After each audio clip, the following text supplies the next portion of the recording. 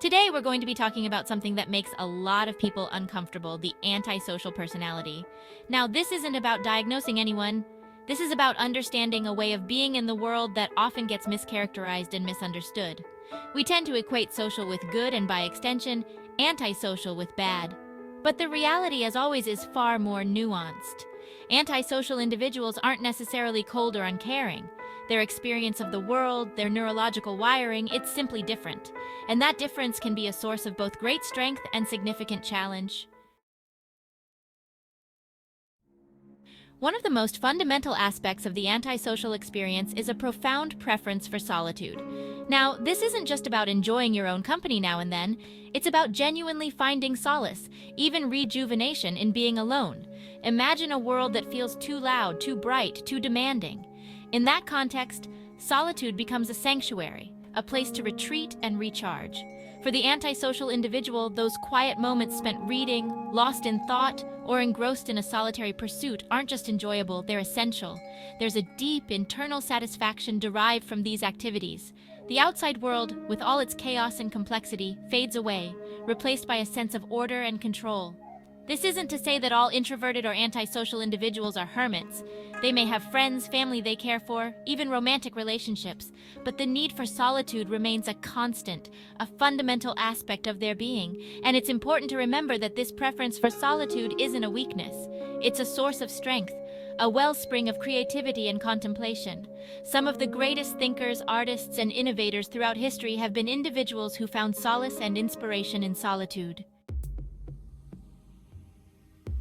While solitude might be a haven, the reality is we live in a world that often prioritizes social interaction.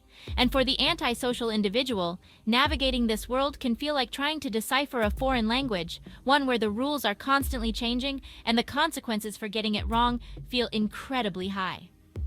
Take something as simple as small talk. For many, it's a social lubricant, a way to ease into deeper conversation, but for the antisocial, it can feel like an excruciating exercise in futility. The constant barrage of superficial questions, the pressure to appear interested when your mind is a million miles away, it can be absolutely draining.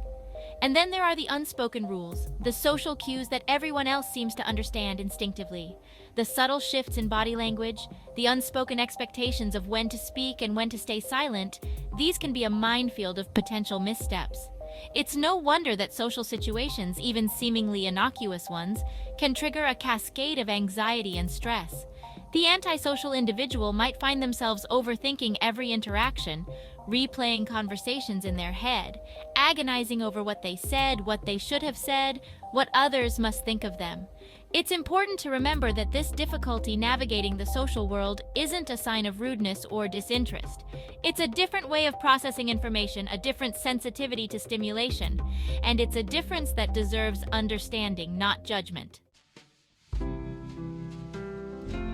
Our culture places a high value on romantic relationships, often presenting them as the ultimate goal, the key to happiness and fulfillment. But for the antisocial individual, the path to romantic connection can be fraught with challenges.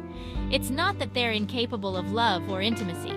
It's that the traditional markers of romance, the constant need for togetherness, the pressure to express affection in very specific ways, these things can feel stifling, even suffocating. The antisocial individual might find themselves questioning the very nature of relationships. Why is it necessary to be in constant contact? Why does spending time apart have to be interpreted as a lack of caring? These are legitimate questions, but they often clash with societal norms. And then there's the simple fact that forming deep, meaningful connections takes energy, a type of energy that many antisocial individuals find themselves lacking, particularly in social situations. It's not about a lack of empathy or compassion, it's about a limited reserve of emotional energy that makes it difficult to invest in multiple relationships at a deep level. This isn't to say that antisocial individuals are destined to be alone. It's about recognizing that the path to connection might look different. It might involve smaller circles of friends, relationships built on shared interests rather than constant social interaction, and a deep appreciation for quality time over quantity. One of the most difficult aspects of being antisocial is dealing with the judgments and misconceptions of others. Because, let's face it, we live in a world that values extroversion. that often equates being outgoing and gregarious with success, intelligence, even morality. And in that kind of world, the quiet, the reserved, the individual who prefers their own company, they can easily be misconstrued as aloof, arrogant, or even worse, unfriendly. Imagine being at a party surrounded by people who seem to effortlessly flit from one conversation to the next, while you stand there feeling like an outsider peering into a world you don't quite understand. You try to engage, to make small talk, but it feels awkward, forced. And so you retreat, finding solace in the periphery, observing rather than participating. To some, this might be seen as rude, even standoffish, but the reality is, it's often a defense mechanism, a way to protect oneself from the overwhelming stimulation of the social world. This perception of being different, of not quite fitting in, can have a profound impact on an individual's sense of self. It can lead to feelings of isolation, of not being understood, and in some cases, it can even lead to self-doubt, a questioning of one's own worth. It's crucial to remember that just because someone doesn't conform to societal expectations of what's considered normal social behavior, it doesn't mean there's something wrong with them. The antisocial individual isn't choosing to be difficult or distant. They're simply trying to navigate the world in a way that feels authentic to them. There's a common misconception that antisocial individuals are emotionless, that they simply don't experience the same depth of feeling as their more extroverted counterparts. But this is a dangerous oversimplification. The reality is, the emotional world of the antisocial individual is just as complex, just as nuanced as anyone else's. The difference lies in how those emotions are experienced and expressed. Imagine a glass of water. Now imagine pouring a whole box of salt into that glass. For some, their emotional experience is like that glass of water before the salt. It's clear, it's pure, and every emotion, every feeling is easily identifiable. But for the antisocial individual, it's often as if that salt has already been poured in. Their emotional waters are already saturated, making it difficult to distinguish one feeling from another. This doesn't mean they don't feel deeply. In fact, they may experience emotions with an intensity that others find difficult to comprehend. But those emotions are often experienced internally, processed slowly and deliberately. The outward display of emotion, the effusive expressions of joy or sorrow, these may be absent or significantly muted. This can lead to misunderstandings, to accusations of being cold or uncaring. But the truth is, the antisocial individual might simply be struggling to process their emotions in a world that demands instant and visible reactions. It's also important to note that while the emotional range might appear limited, there are certain situations, particularly those involving high stress or conflict, where the dam can break, and emotions can come flooding out in unexpected and sometimes overwhelming ways. This can be confusing for both the individual and those around them. The modern workplace, with its emphasis on teamwork, open-plan offices, and constant communication, can feel like a minefield for the antisocial individual. The very things that others thrive on. Brainstorming sessions, team-building exercises, after-work drinks, these can be a source of immense stress and anxiety.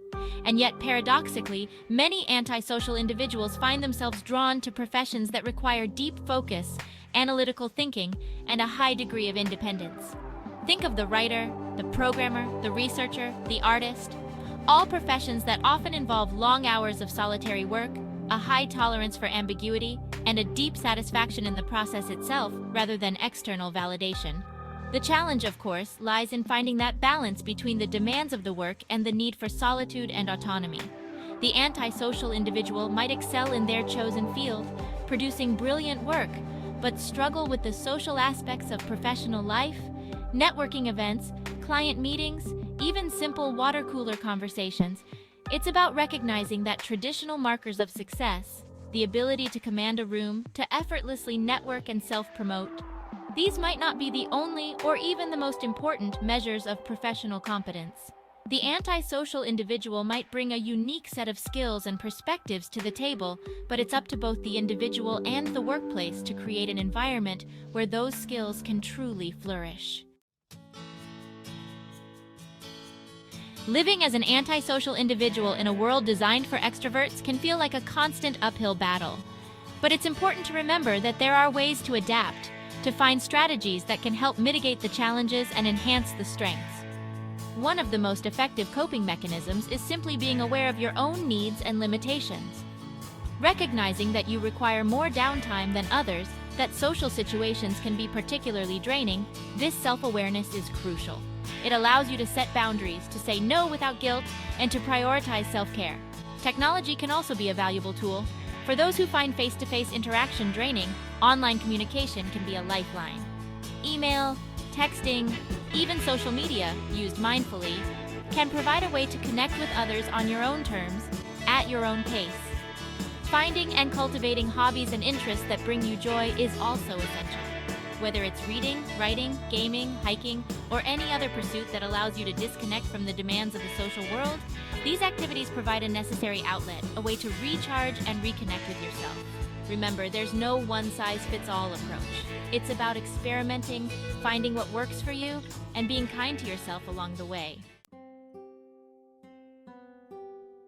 It's easy to view the challenges of being antisocial as insurmountable, to feel trapped by your own nature, but it's important to remember that even the most deeply ingrained personality traits are not set in stone. There's always potential for growth, for adaptation, for finding new ways of being in the world. Therapy can be an invaluable tool, providing a safe space to explore the roots of your antisocial tendencies, to develop coping mechanisms, and to challenge negative thought patterns. A skilled therapist can help you reframe your experiences, to see your strengths rather than just your challenges. Self-help resources, from books to podcasts to online communities, can also provide guidance and support. Learning from the experiences of others who share similar traits can be incredibly validating, reminding you that you're not alone in your struggles.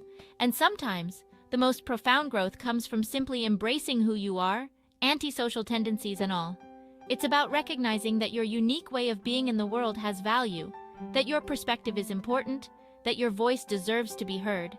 It's about finding the courage to live authentically, to challenge societal expectations, and to create a life that feels true to yourself. The antisocial experience is complex, challenging, and often misunderstood. It's not about being unfriendly or aloof. It's about a different way of experiencing the world, a different sensitivity to stimulation, a different set of needs. And like any personality trait, it comes with its own set of strengths and challenges. The key is understanding. Understanding yourself, your needs, your limitations. Understanding that you're not broken, you're not flawed, you're simply wired differently. And with that understanding comes the power to create a life that truly works for you, a life that honors your authentic self, a life that allows you to thrive, not just survive.